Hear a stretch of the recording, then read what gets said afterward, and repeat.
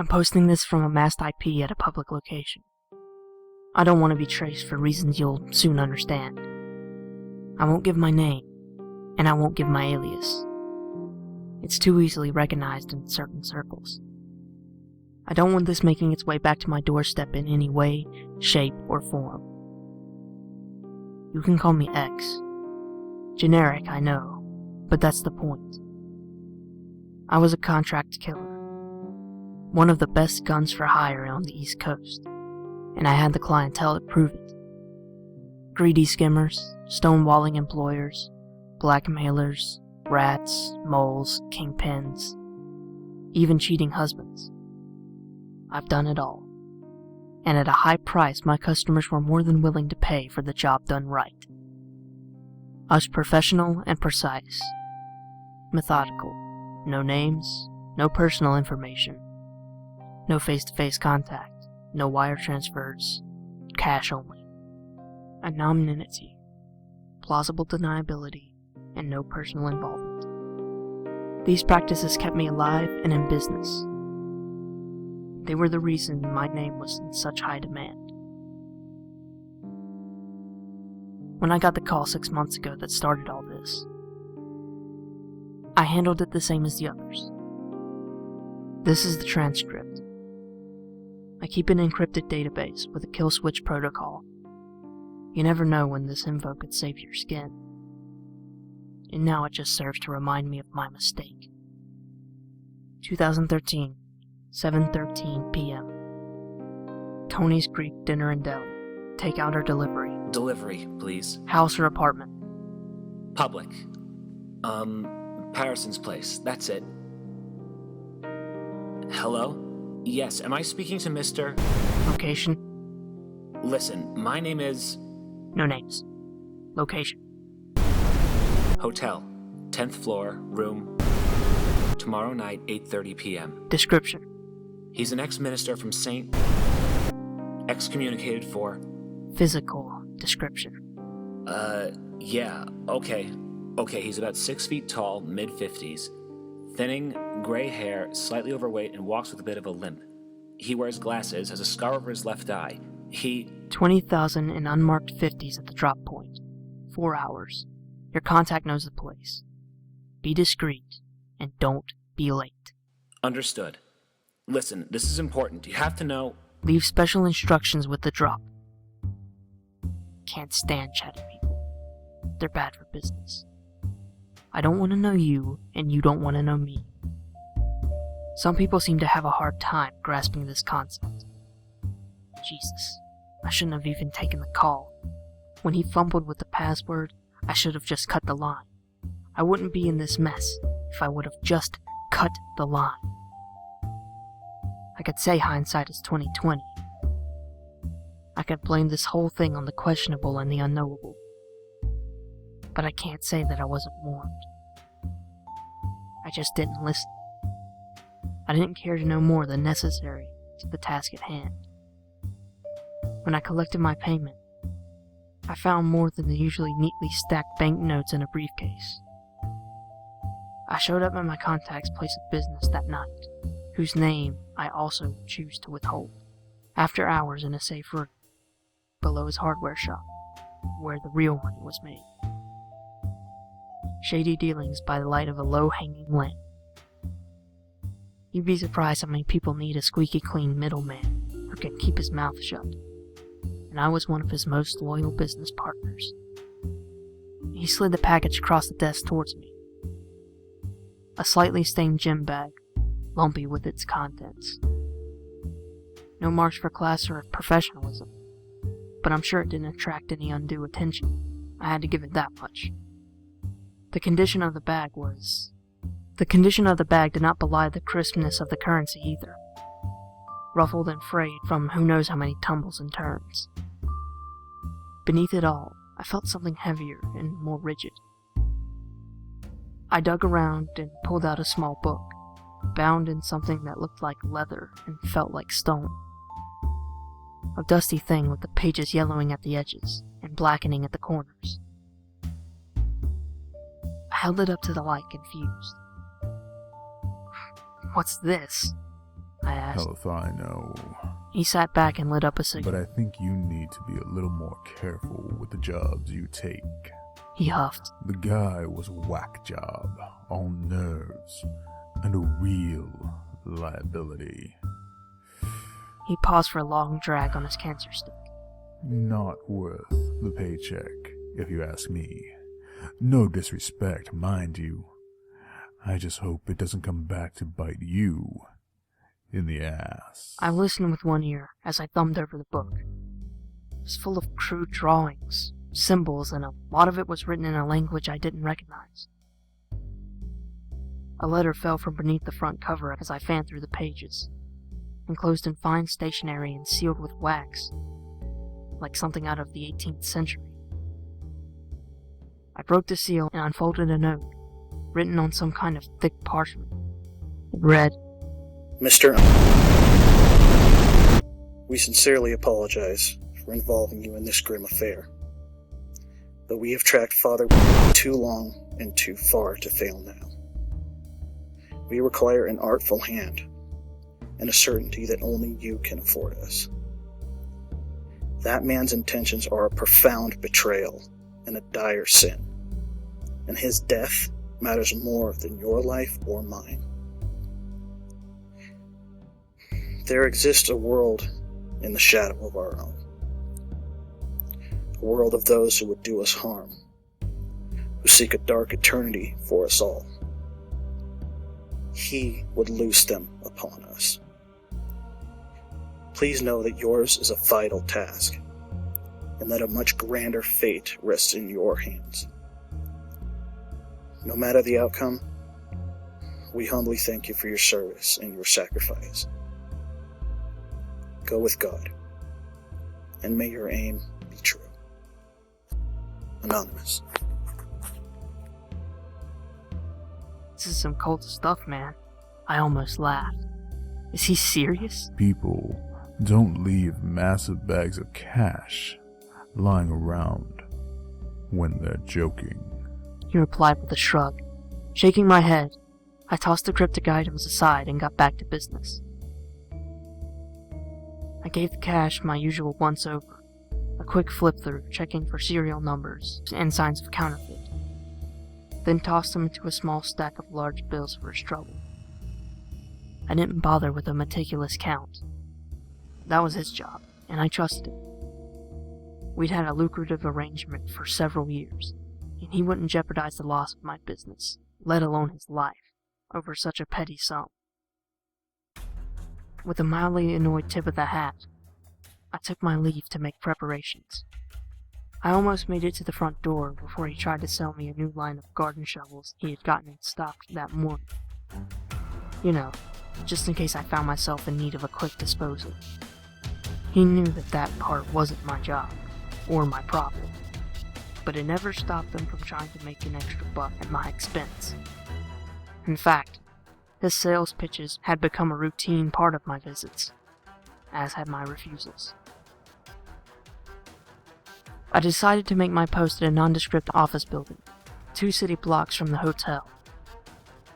One of several I had identified and favored for their easy roof access and lazy, contracted security. I showed up an hour early, enough time to set up shop and account for the typical human lack of punctuality. The sun had already nearly set, and the cover of night was a boon, of which I always took full advantage, given the opportunity. I walked through the door in a mild gray suit and tie. Slight 5 o'clock shadow, false mustache, and a salt and pepper wig.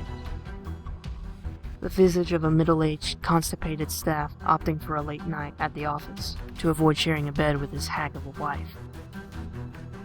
My medium-sized briefcase didn't so much as raise an eyebrow as I approached the guard at the front desk.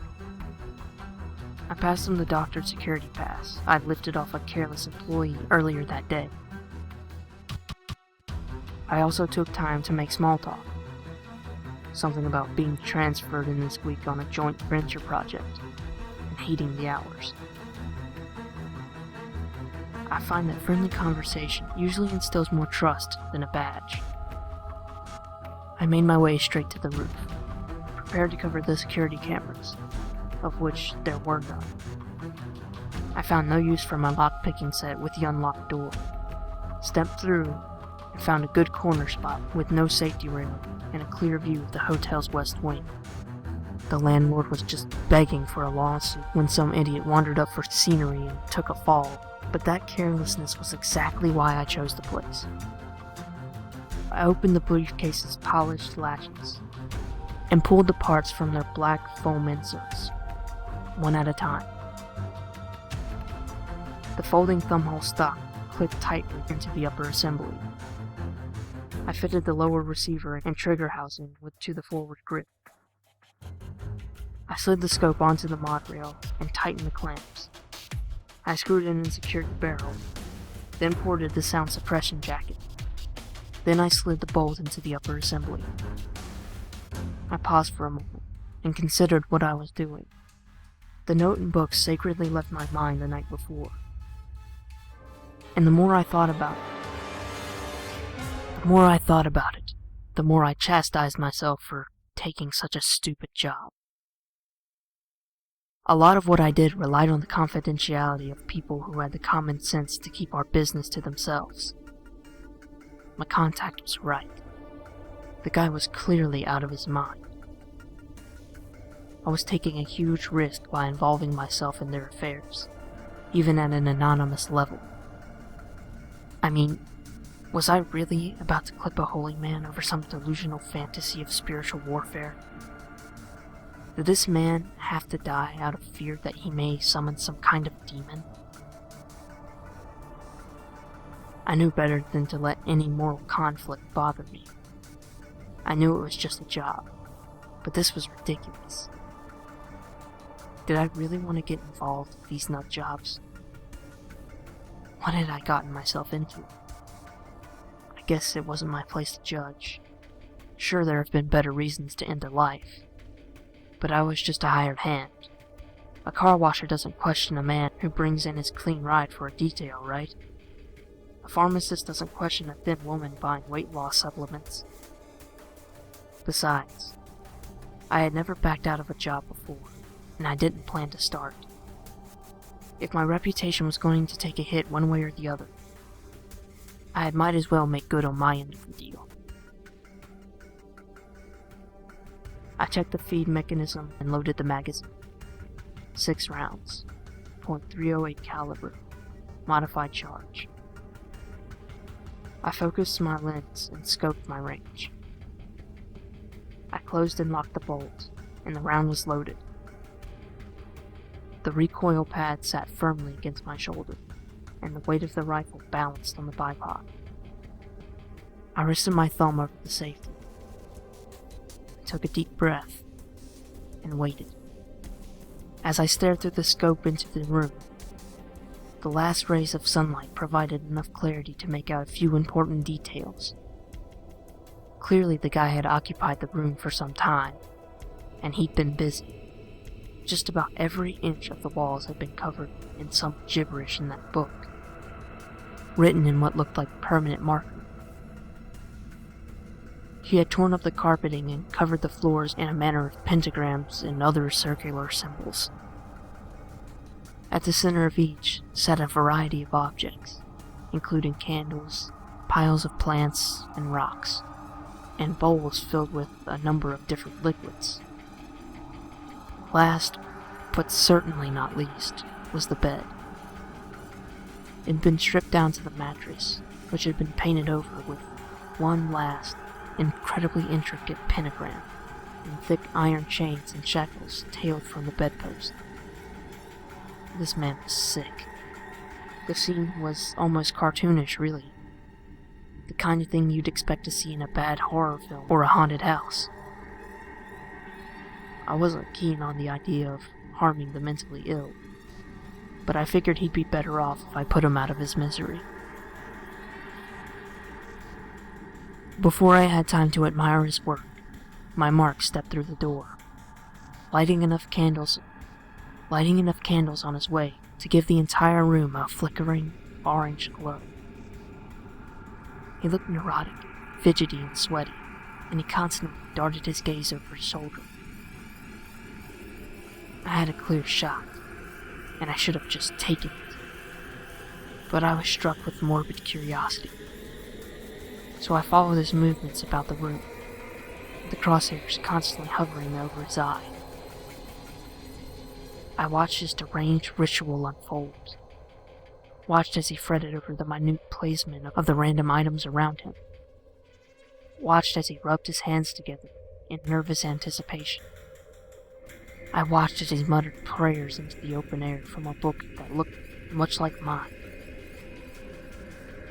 and watched as a laughable practice of mad obsession turned into true horror. As the ritual pressed on, I began to feel the goings-on in that room myself. And I mean that in the most literal sense. Something had gripped me. Something otherworldly. And the scope of my rifle became a forced witness to the blasphemous and obscene. The cool breeze around me turned to the musty heat of candles and sweat. The stench of a gritty urban summer turned to the stench of his labors, and the filth of the room, and the sounds of the roaming traffic below turned to his muffled mutterings, and the banging struggle of someone or something behind the bathroom door. Though at a great distance, and though the crosshairs still marched over his left eye, I was suddenly there.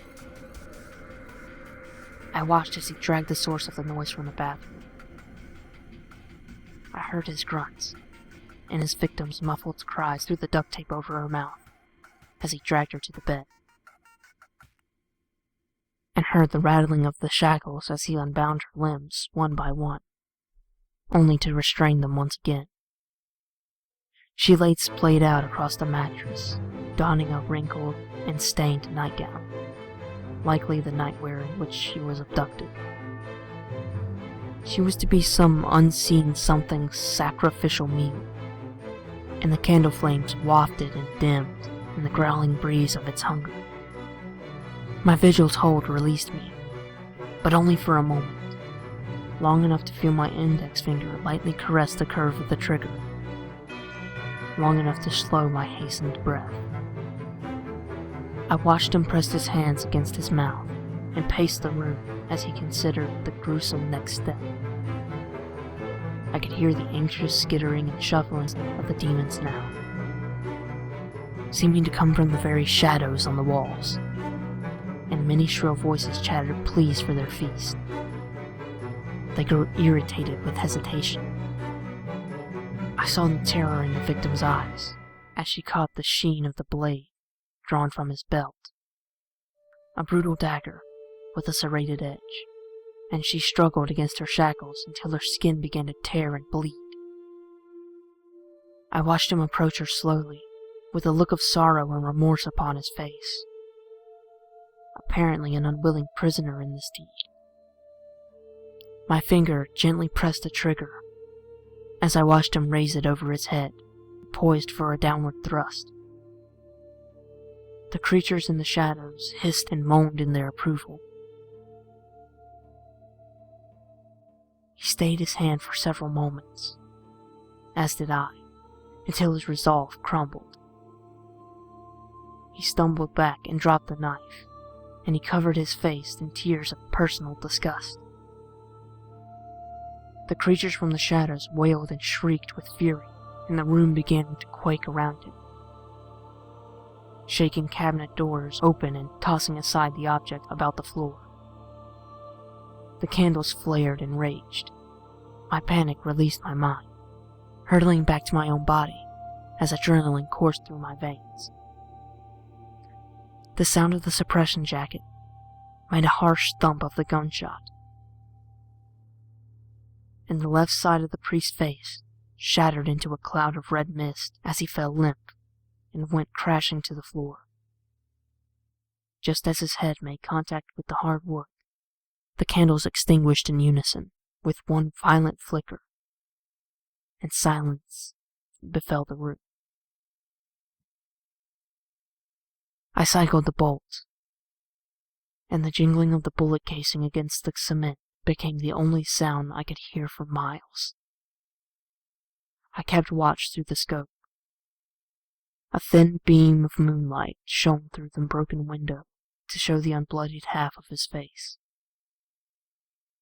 I stared into his unblinking eye for what seemed like hours, trying and failing to slow my heartbeat. And then it happened, slowly and soundlessly. A hand, like a long bundle of twigs, crept from the shadows and wrapped its gnarled talons over his face. His eye was still visible between them, and dragged him off into the darkness. I disassembled the rifle as quickly as I could, and returned it to the briefcase. I rushed down the stairs and headed for a back entrance.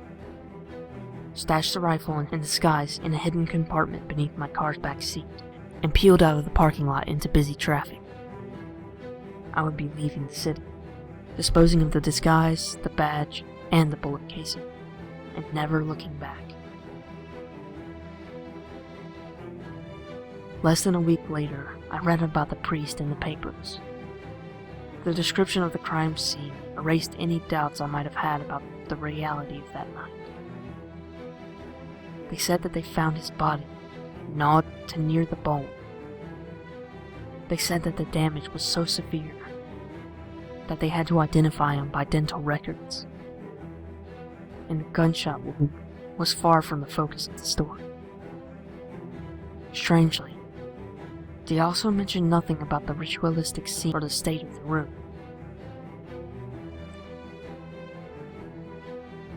The girl, apart from slight bruising and a state of shock, had apparently been left untouched.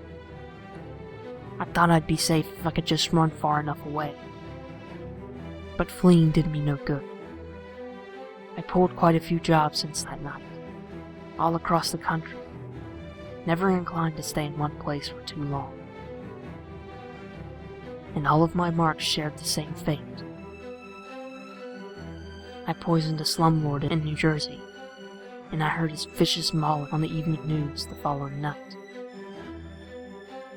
I slid a knife between the ribs of a heavy-handed bookie in Northern California a month later, and I watched the hands claw him from my grip into the shadows before he even took his last breath. I heard them devour a mafioso's ex-wife in her own bedroom. I can still remember the smell that followed. You see, I kept that book, and I've tried many times to make sense of what happened that night. I don't understand much. I don't know what they are or what they want. But I've come across a damning revelation. Apparently, apart from the summoning, the ritual was just a formality. These things only require a mortal, any mortal, to take a life of another in their presence. They feed not on the dead, but on the murdered. And once fed, they follow the hand that fed them, demanding sacrifice again and again until the killer's life is done. The priest had defied them, and they were not pleased. I, however, did not, and they collected their meal by my hand. He invoked their wrath, and I don't know what would have become of him had I not pulled the trigger. However, his death was my first act of unwitting service. And now, I don't know what will become of me if I stop, but I just can't send anyone else to that horrible fate. Until recently, I killed only for money. I justified my actions with the banality of evil. The idea that such things have become an inherent state of normality in society. I profited from death, but so did coffin salesmen and life insurance agents. People would kill one another with or without me. They'd murder each other for vengeance, petty theft, or their own self-righteous brand of justice. What made me so different? There was no guilt in the ordinary. Now that I have witnessed true evil, I can't justify my lifestyle that way anymore. I've seen what horrible things prey on us, in life and in death. I've seen the dark forces that count on us to send each other to the grave, to do their work for them, and who hunger for us. I've seen what may await us in death, and I can no longer take a life so lightly. In living as I have, I wonder just how many I damned. I wonder if I ended the priest's suffering, or if I only sent him to an even worse torment. I can feel them growing restless. They're angry, but I have fed them for the last time, and I will no longer run. Whatever comes for me now, I can't help but feel deserving. For all those lives that I have ended, I can think of no other way to make amends. God, forgive me.